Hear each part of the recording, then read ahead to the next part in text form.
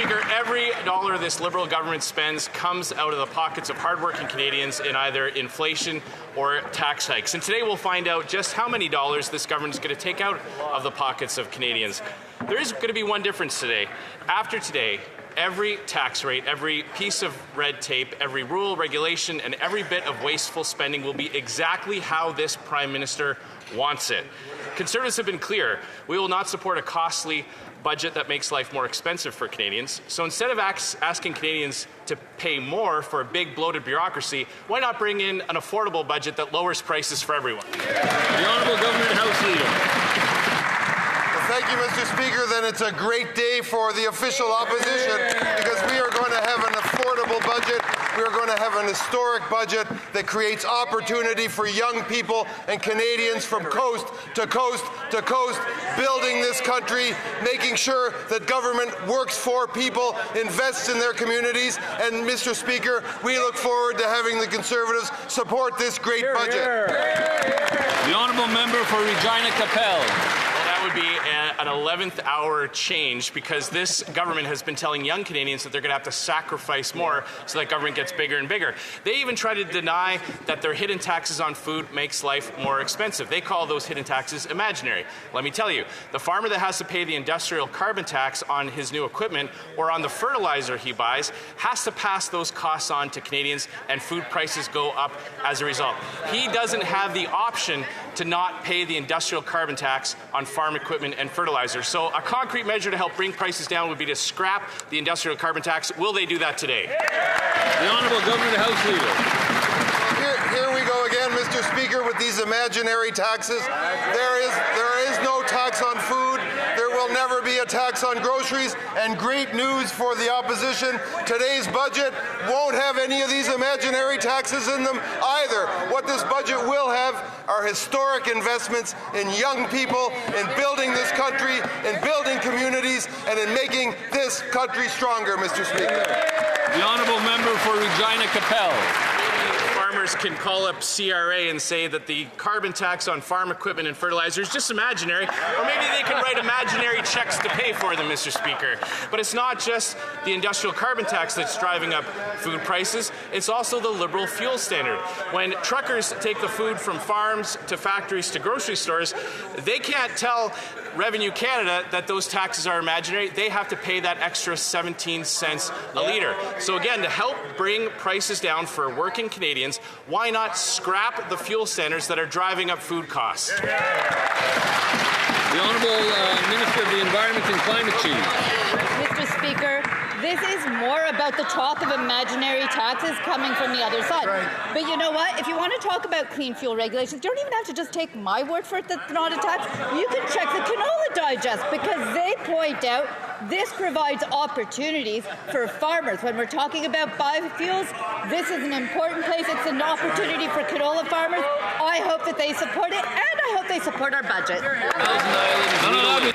Every dollar this Liberal government spends comes out of the pockets of Canadians through higher taxes and higher inflation. And today at 4 o'clock, we're going to find out just how much more they're going to take out of the pockets of Canadians. And Canadians could be paying $300 to $400 more in grocery costs because of their food packaging tax. And Canadians are looking for an affordable budget for an affordable life. So will the Prime Minister instead scrap his food packaging tax instead of trying to engineer a costly election with his costly budget? The Honourable Secretary of State for Financial Institutions.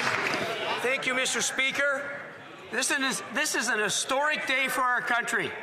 Today, our government will table a generational, disciplined budget. We will transform our economy from reliance to resilience and build our economy in the strongest in the G7.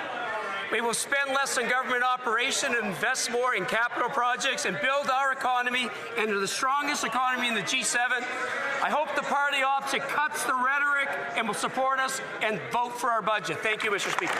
Honourable Member for Leeds, Grenville, Thousand Islands, Rideau Lakes. We've heard this same tune from these Liberals before, and the result? 2.2 million Canadians visiting food banks. Their industrial carbon tax is another example of driving up costs for everyday Canadians. They're paying more and they're getting less.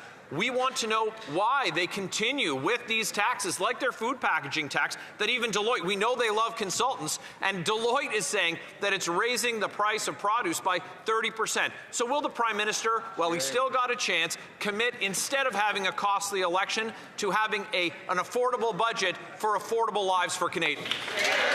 The Honourable Secretary of State. Mr. Speaker, there is no food packaging tax.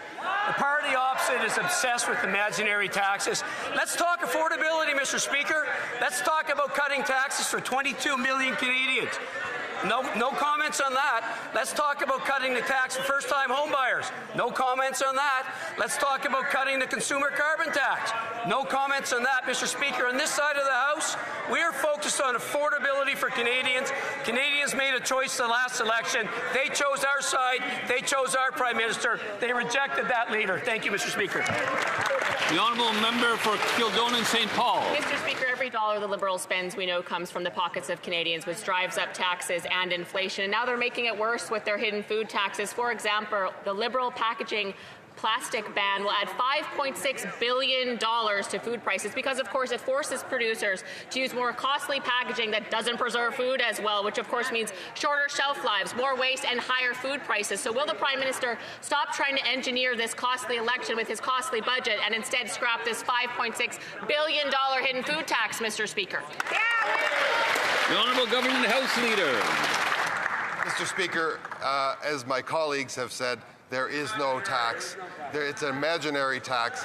There is no tax on food packaging in Canada. For Kildonan St. Paul. Mr. Speaker, the experts are telling us that these food packaging taxes will add $5.6 billion, and that's just one of them. They're also forcing the food industry to redesign food labels, of all things, which will add an additional $8 billion to the cost of food. Canadians aren't asking the Liberals to redesign food labels, Mr. Speaker. They're asking for more affordable food. So will they scrap this hidden food tax and save Canadians some money?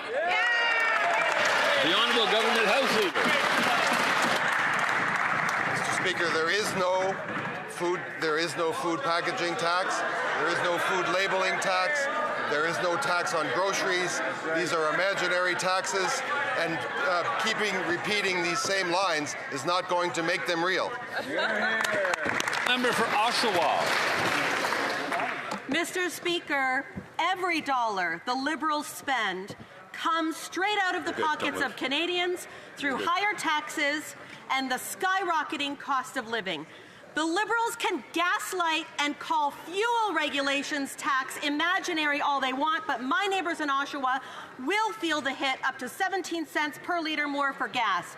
Will the Prime Minister stop trying to engineer a costly election with a costly budget and finally scrap the fuel regulations tax? The Honourable Minister of Jobs and Family. We're going to stand up for Canadians every single day. We're going to invest in their futures. We're going to invest in the jobs that Canadians are talking about they want to take up. Mr.